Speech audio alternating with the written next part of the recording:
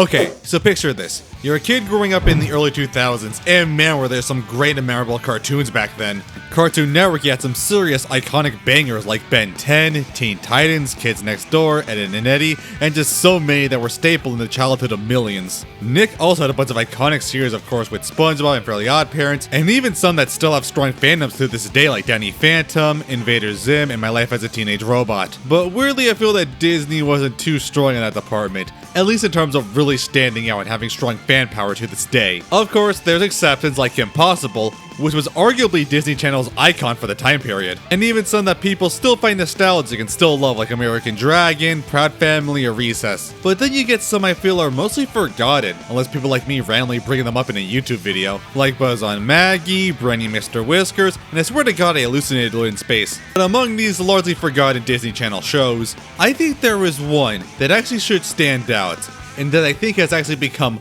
way more relevant now than it ever has when it was first created.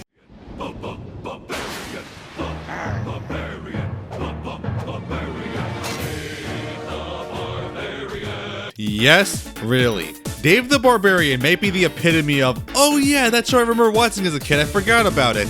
And you wouldn't believe it, but I think that this show was genuinely ahead of its time. No, not because of innovative narrative writing, not for animation or any aesthetical qualities, but that it managed to match modern internet humor practically perfectly from 2004. Yeah, really, from a show that came out like over 20 years ago, good lord.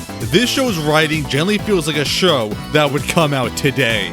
And I want to get into it. I want to give Dave the Barbarian a proper look after so long and see if I can give it a new life, because if you love the modern internet shitpost era, then you're gonna love this. You bet you're a sweet little keister! So, for a bit of background, Dave the Barbarian was created by Doug Langdale, who actually has a ton of writing credits to his name, and was a writing partner of famous Mexican animator Jorge R. Gutierrez, and worked on a lot of his projects like El Tigre, Book of Life, and My On the Three, funny enough. But more relevant is that he was also the developer of the Earthworm Jim cartoon, which does explain a lot about how this show ended up. This show aired on Disney Channel in January 23rd, 2004, and lasted about a year in January 24th, 2005. But there are quite a few anomalies with its run, and how it ended we'll get to eventually. But the main premise of the show seems relatively simple. It's in the fantastical kingdom of Udragoth, ruled by the king and queen, who love to fight the evils of the world. It is a bit weird since they are stated to be barbarians, which is usually a term for uncivilized brawlers or raiders, but I guess in this case they're supposed to be like a warrior king, in the same vein as Conan the Barbarian, which is very apt as one of the show is a parody of them. And this leads to the kingdom to be in control of their children and their uncle, while dealing with the multiple threats to the land and getting into a ton of shenanigans. Now this sounds perfectly normal, perfectly fine for a family-friendly adventure comedy,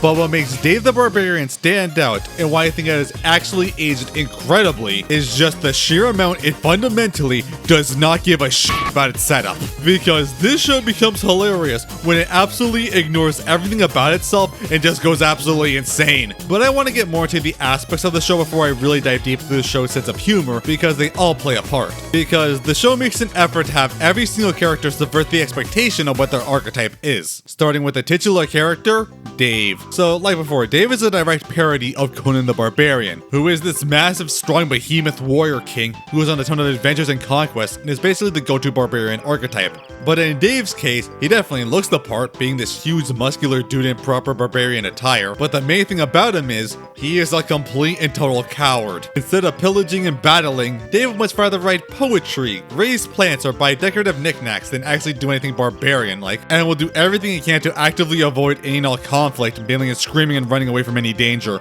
He's also voiced by Danny Cooksey, who's also known for voicing Jack Spicer in Challenge Showdown, and which basically confirms that half of his voice acting career is just girlishly screaming. Can fix this. Hey, give me a week tops. Now, Dave is actually just as strong and powerful as he looks. It's just that pretty much nothing will make him actively fight an antagonist. Actually, Chuckles, it seems like you're doing a pretty good job. Dave is surprisingly an endearing character by his overall goodwill and lack of shame in his unorthodox, unmanly hobbies. It makes him really lovable in this regard. Yay! This piece of driftwood looks just like a pretty donkey. Eeyaw! Bang! I made my special apricot pancakes! Look, they're shaped like little kitties. Isn't that cute? Little ditty about my friend, the donkey. Oh, my happy donkey chum. Curse you, Dave the Barbarian. Curse your male sensitivity so uncommon in these barbaric times. Curse... With a muscular body, idiotic mindset, and very polite nature, he's honestly like a textbook himbo in that regard. It should be more well known. This blonde himbo doesn't love you. Wait, what the hell? That word existed back then? You could say it in a kid's show? I had no idea. So basically, Dave could actively fix most of his problems if he actually lived up to the Barbarian title. But the joke on how he actually got to be a barbarian just floors me. I never wanted to be a barbarian. You did when you were 10. Only because I thought it meant a librarian who also cuts hair. So yeah, Dave is already a direct subversion, but so are the rest of his family. Then there's Candy, who's the princess and current ruler of the kingdom after their parents went on their evil vanquishing campaign. And despite it being medieval times, Candy actually has the personality of a stereotypical rich valley girl, obsessed with fashion, hunky boys, and shopping. There is literally somehow a shopping mall in the kingdom despite them not being invented for a millennia. Candy specifically got the job not because she's really qualified, but that she's the oldest. And since we know Dave is 16, that means Candy's about 17. And wouldn't you guess she really doesn't care about running a kingdom and first go out shopping with her friends. She's somewhat like the most practical and yet least practical person in this family. Surprisingly, she's actually pretty good in a fight, and lives up to the Barbarian title. Problem is that it takes a lot to actually get her to that point, usually just endangering her favorite shopping location. On the complete flip side is Fang. She's a monkey.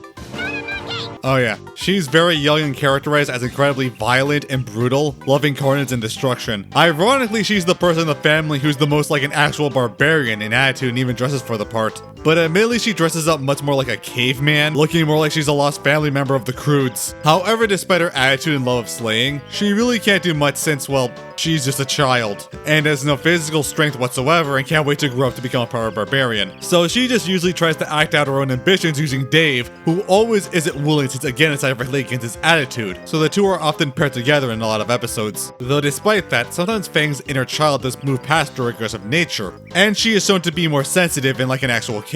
Like a surprisingly sad episode where she falls into a depression with her parents gone, and that they're probably not coming back for a long time. Got surprisingly real for such a silly show. And then there's Oswich, their gluttonous uncle, who I assume is here as like an adult chaperone to this whole thing. Why he doesn't get to rule despite being the queen's brother, I don't know. Now, unlike the others who are barbarians, he's actually a wizard and isn't afraid to use it. However, his magic is awful and inconsistent, and more often than not backfires completely. It's pretty common his magic is used to solve or kickstart the plot, as it's so inconsistent it could be helpful or harmful, but his family still loves him anyway. Aww. Apparently he went to sorcerer school, but not actually as a student but as a cafeteria worker. There's also extra members of the family, namely Faffy, their pet dragon, which sounds cool, but he's actually a very squat, chubby pig-like dragon who is absolutely brainless. But just like Oswich, they love him anyway. Or, well, is he? And the big chump still thinks I can't talk. Got any twos? Go fish. He also doesn't breathe fire, but instead lightning, which is supposed to subvert the whole dragon thing, like, haha, you can't do that right. But I don't know, I think lightning shooting dragons have gotten a lot of dignity since then, especially with a certain king getting a more mainstream light. He is pretty much used solely for gags outside of a few focal episodes, however. Then there's Lula, Dave's enchanted talking sword, forged alongside other enchanted weaponry, including her sister, who's literally Mjolnir. However, despite it being an enchanted sword, Lula is very sarcastic and cynical, and basically the only one on this team who's remotely competent and doesn't hesitate to call everyone out on their BS, getting some of the best lines. I want someone to appreciate how much work I put into this evil curse. My heart bleeds for you, honey. Be a bigger freak? Based on your genetics, I'd say the prospects are terrific. What's the matter with me? You want a list? Well, for one thing, you're knitting. Who ever heard of a barbarian who knits? She did it. Thank you, David. Remind me, later, I'll do horrible things to you with a cheese grater. Despite having a ton of powers, due to Dave's pacifist nature and cowardice, she's rarely actually used in a fight, and if anything would use her powers on Dave when he annoys her. Like some kind of magical energy blast? And you couldn't say something? What am I, a mind reader? Dave only got her when her previous owner used her for a snowman and just left her there for over 100 years. And Dave is apparently her new owner now. And I guess this counts, but lastly there's Candy's own flying steed, Twinkle the Wonder Horse, who is one of the weirdest characters in this entire show. Now it doesn't seem too weird, but pretty much all of their dialogue is talking about his horrifying intrusive thoughts, nightmares, and trauma, and they inexplicably talk in a Christopher Walken impression. Yeah, seriously, it's just as goddamn weird and hilarious as it sounds. Wonderful to be around people again. I've spent so many long nights alone. So alone. I had that dream again. The one where I do terrible things to penguins with a croquet mallet. I would like to play the Grim Reaper, who comes to collect the souls of the deceased. There's no Grim Reaper in the script. I can improvise in this soulless pit of atrocities we call life.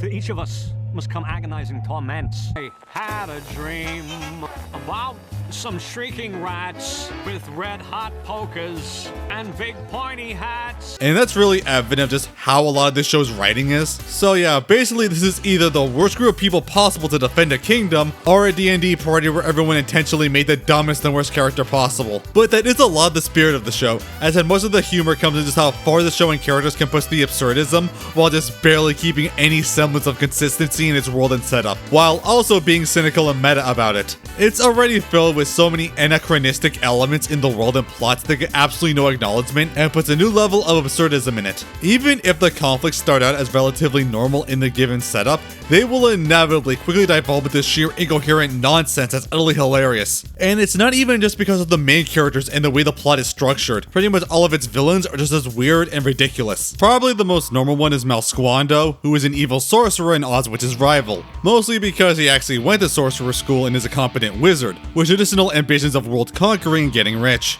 However, he's voiced rather hamily by Rob Paulson, reminding me a lot of his Major Glory from Dexter's Lab. Oh, and stuff! I adore stuff! Are you gentlemen busy tonight? I have a yoga class, but I could cancel. I don't eat monkeys anyway.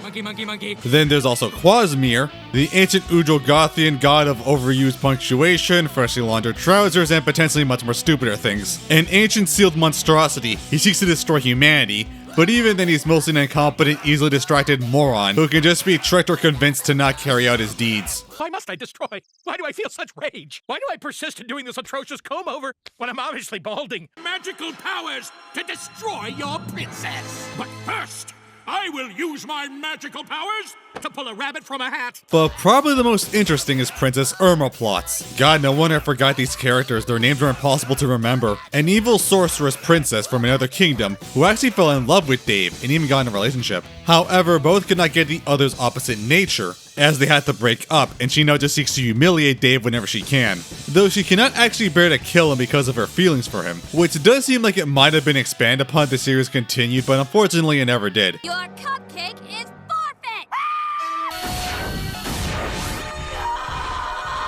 But you know what? None of these guys even come close to the absolute comedic brilliance that is the show's main villain.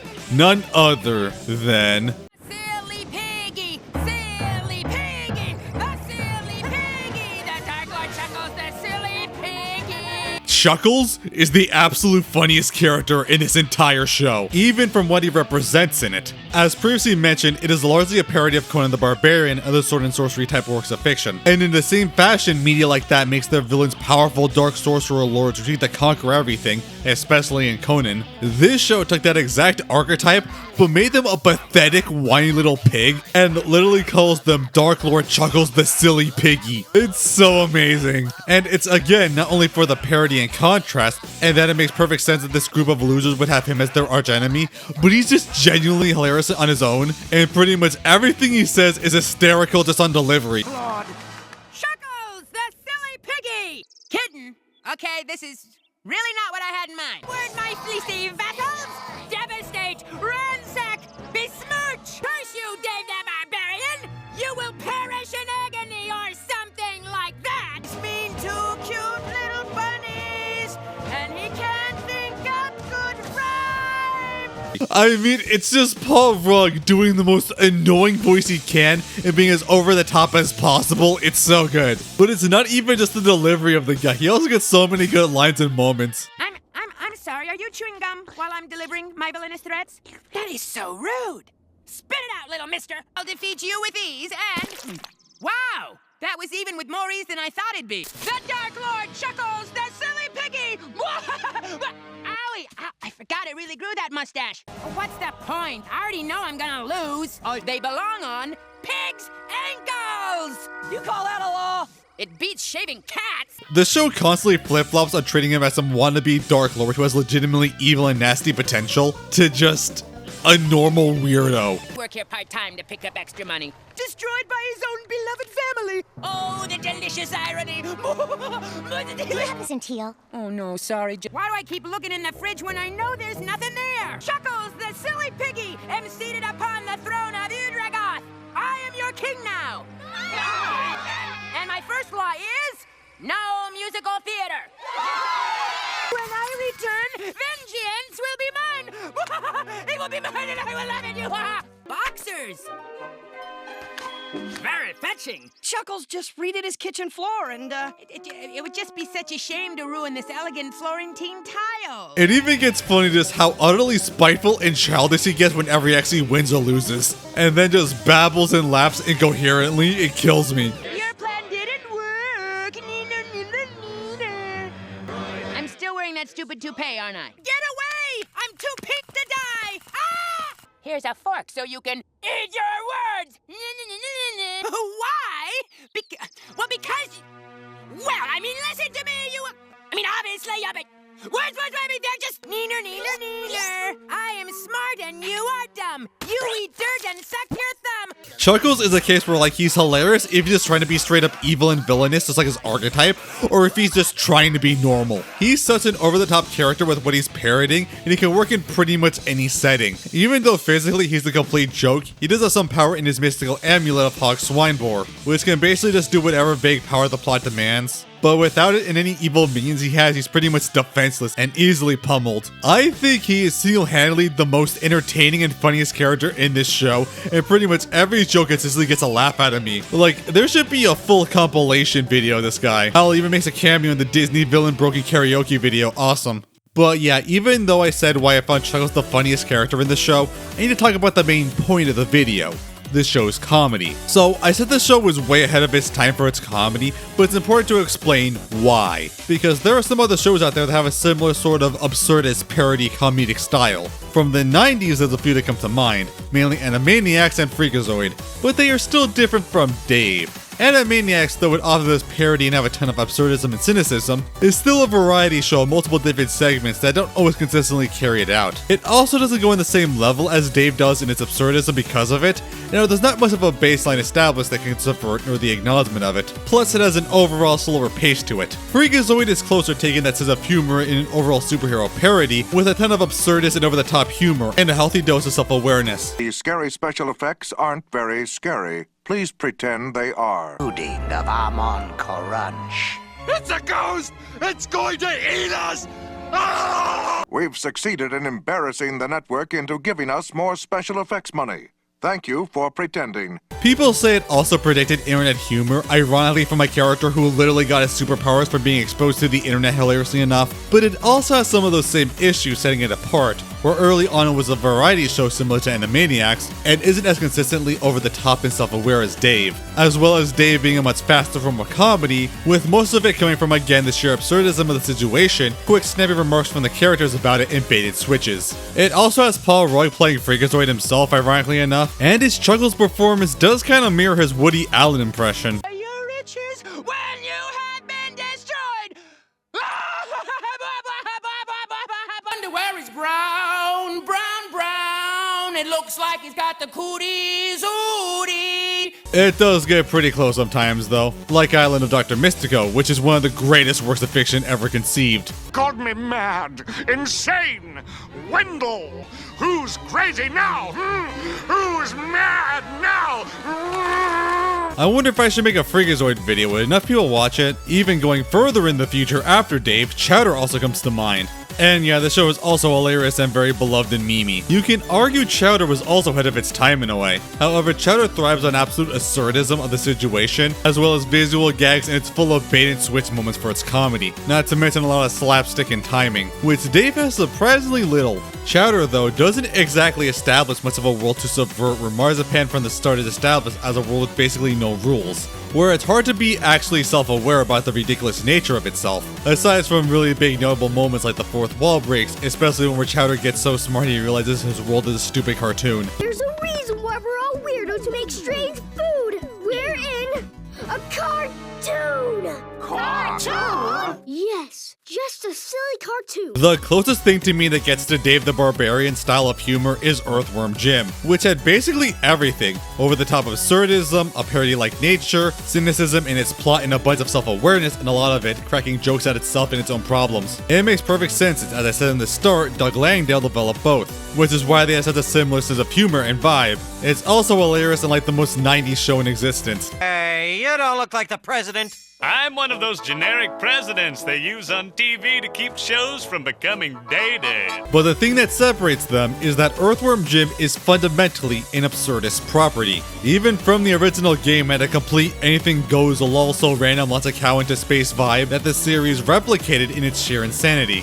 So really that sense of absurdism is par from the course and should be expected, as the show doesn't really establish a limit to surpass. That's the key thing about Dave, is that it sets up a fundamental frame to work with, and its absurdism is so funny because of how it constantly moves past that frame and pokes fun how stupid it gets. It's again why I said Chuckles works, because it's supposed to be the traditional dark evil lord you'd see in fantasy stories, but they're actually just inexplicably a whiny tiny pig guy who acts like a 6-year-old constantly in inexplicable schemes. And the show goes all the way with it constantly. It's why the anachronisms work. It's why its exaggeration works. It fundamentally does not give a crap about itself and does whatever the hell it wants. And makes some of the most insane, inane, and hilarious plots by doing so. It's perfectly shown in The Last Villain, Ned Frischman, whose episode is the most inane yet brilliant bullshit I've ever seen. Ned works in a pants factory in 1994 and is constantly seeking validation and respect from his co-workers. He's voiced by Richard Horvitz, who also makes virtually every line hilarious by delivery. You've done nothing but sew on zippers for 9 years without complaining! However, one of his pants zippers gets the ability to make a portal in time thanks to, well... Fiery comet hits Ned's zipper. Their secret experimental laser bombards the zipper with hype, and it is doused with mysterious chemicals, struck by the mystical powers of the Norse gods, written by a radioactive grasshopper, and taught by a king of the mythical cloud men's minds. That hardly ever happens. And it seeks to go back in time to conquer the world with his advanced modern technology. Then it goes to Udragoth and then buys everyone Game Boys for free, then gets them all addicted to it until they run out of batteries, and will only give them more if they make him the unconditional ruler and do slave labor for him, as he's only stopped by the characters who don't have thumbs. For years, they have mocked us. Oh, look at them. They have no thumbs. Let us taunt them. Holy shit, that is so stupidly brilliant. Like, how the hell do you come up with that stuff? But that's the thing, it's so absurd, so stupid in its own rules, and you have to go all the way with it and never stop. It's just like modern internet humor, taking the piss out of something for comedy and yet going all the way with it. This just comes across as hilariously absurd. It's not even the only time, as Ned's other episode hasn't go back in time to try and take over the world using comedy, as the tired, unoriginal jokes from his time are brand new in the past. It is not only regaled and respected as a celebrity for it, but that invents stand-up comedy and then the very first sitcom ever. And in order to stop them, Dave and his family invent the first reality TV show, which is literally just inviting people to their house just to watch their casual drama. And then they go on world tour, which is just Dave pushing their castle to the next location. Again, it's just so absurd and stupid for the setup, but it's so funny because of it. And that's really the strength of the show when it keeps doing stuff like it. How I can supplement this video with random assortments of jokes from the show and they still work. Thereafter, the monster's enormous muffin top provides bouncy fun for all the children. Except little Billy Mencken, who isn't allowed on it because he's been bad. Love a happy ending. Happy ending? They're gonna destroy half a continent. Yeah, but not the half we live in. Good point. Hey, everybody! There's money inside this pig! Where you say yeah and repeat whatever I just said. I see it as a sort of signature, a verbal flourish that sets me apart in a world of rampant conformity. Never saw Udragoth. Oh, that's it over there. Huh. Kind of a letdown. And so Chuckles and Knuckles prance off into the sunset. Unfortunately, they don't keep their eyes open for bear traps. Honestly, when the show becomes more traditional in its plots, that's actually where I think it starts to falter, as it just kind of starts to become what it's initially parodying, so that exaggerated, subverted humor it does so well is lacking and just kind of becomes boring. But even then, there are other episodes and plot setups that take advantage of this sense of humor where it becomes so funny. Like, Dave is required to take the right of pillage, which calls back to actual barbarianism, and not just what the show uses roughly for the family. with Dave being tested on actually being a barbarian in terms of fighting, pillaging, and stealing, which of course he fails at completely. But he's saved at the end when the last trial is penmanship, which counts as 70% of the grade since the test is sponsored by a pen company. Oh my god. It's just the right amount of absurdism, exaggeration, and self-awareness that it makes it perfectly aged. And that self-awareness is truly exemplified by technically one more character. The narrator, or well, the storyteller as he's technically called. The narrator is the second funniest character in the show next to Chuckles, just filled with so many great lines and deliveries of the situation. History. No enemy has been quite so frightening as the angry mob. Many necessities such as fish cakes, cheese coats, and toad accessories. Perhaps the most dreaded, most ferocious of all creatures, the muffin.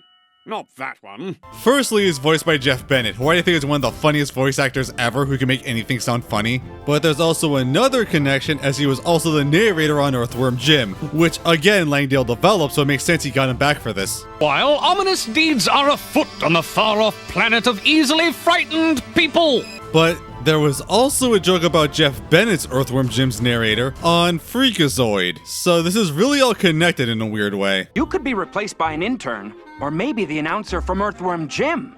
Oh, yeah. But as the narrator, they know the plot on a meta scale that the characters don't, and most of the self-awareness of the absurdity of the situation comes from him, as he all the times bemoans the incoherentness, quality, and overall dumbness of the plot he's forced to read, again making hilarious lines and deliveries. The story you are about to hear is not that great. I mean, don't get me wrong, it's not a bad story, it has chickens in it. It's just not great. The Dinky Waffle song and... Hold it! Oh, who wrote this? If they were any more motionless, they'd be violating the laws of physics! Criminy! Criminy, I say! Criminy! It sets a perfect mix of absurdism, exaggeration, and cynical self-awareness that makes it perfect for the modern internet type of humor that's so rampant nowadays. It's just a show that's basically one massive shitpost and it's glorious. And of course, give us probably the show's most popular and relevant joke. Thinking quickly, Dave constructs a homemade megaphone using only some string, a squirrel, and a megaphone. I love it so much. It's so perfect. The absurdism, the bait and switch, the delivery, the fact that the squirrel is so damn confused too. No wonder it became synonymous with the show. But did you know even the episode acknowledges it right at the end, where Dave brings up why he strung a squirrel to a megaphone and just never explains it and ends the episode? I'm sure many of you are wondering why I tied a squirrel to a megaphone. Well, goodbye! Even they knew how it would be so culturally relevant. But even beyond the meme, there is one episode that I believe exemplifies all the best parts of Dave the Barbarian. Its characters, its writing, its humor, and all the aspects of absurdism, exaggeration, and self-awareness I've mentioned. It's a pig story. If you are going to see any episode of the show, watch this one because it's glorious from beginning to end, and is also the show's one and only full-length 22-minute episode. Starting with Chuckles trying once again to conquer the kingdom, this time with an army of adorable pretzel men, which obviously fails immediately, and while he sulks in his castle, he reminisces on all his failures and failed invasions. Be destroyed by my fearsome killer sectional sofa with matching end tables! Ah! That upholstery is hideous! Sectional sofas are inanimate objects designed for comfort and therefore totally harmless. However, he notices the one thing all his defeats have in common: the narrator. Breaking the fourth wall completely and realizing that he controls the plot, and then uses his magic to enslave the narrator to do his bidding and rewrite the script. This is amazing. As Chuckles uses it to redo his invasion and make it work, even acknowledging the original fight is too graphic for a kid's show and forced to censor it, and straight up takes over the theme song in an amazing sequence, predicting the Disney Channel theme song takeovers over a decade before they existed. He's mastered the world and everything in it because he controls that storyteller guy! Waha! So the entire cast is entirely at his mercy, torturing them, and ultimately decides how the narrator destroy them. But he's overworked the narrator so much he gets severe laryngitis and can't talk anymore. Lozenges! I need lozenges! So now there's no more narrator, and that means the episode can't actually conclude. So then Dave holds live auditions for new narrators who each tell their own version of the world and story, before ultimately settling on this astronaut guy who turns the entire show to a bonkers sci-fi space action show, completely inverting the source material. Tremendous space burst of space energy. The spaceship is space destroyed. Space. so that Chuckles is defeated until the narrator comes back and then enslaves Chuckles to act in Dave's play he was working on in the B-plot. Oh my god, that is such an amazing episode plot, and it's hilarious from start to end. I love it, and it perfectly exemplifies this show. It's just so good. Now, ultimately, while I talked about the best parts of this show, admittedly it does have a few shortcomings, namely in its animation. It does suffer a lot from it. A lot of the character design and lighting is very simple and abstract, and all of the characters just kind of blend in, especially in crowd shots. Not helped by the backgrounds also having minimal detail all the time. It oftentimes makes the characters look very flat and hastily drawn in many shots with not great designs. It's also prone to a lot of animation errors in coloring and characters repeatedly going off model in some awkward animation. It really looks like the show didn't have that big of a budget, and it visually suffers from it, especially compared to the many other shows at the time. Hell, they even make a joke about it here. Defeat the Muffin in an exciting battle, which we can't show you because it would be much too expensive for a cheap show like this. And even another episode had them fight off an army of Invisigoths.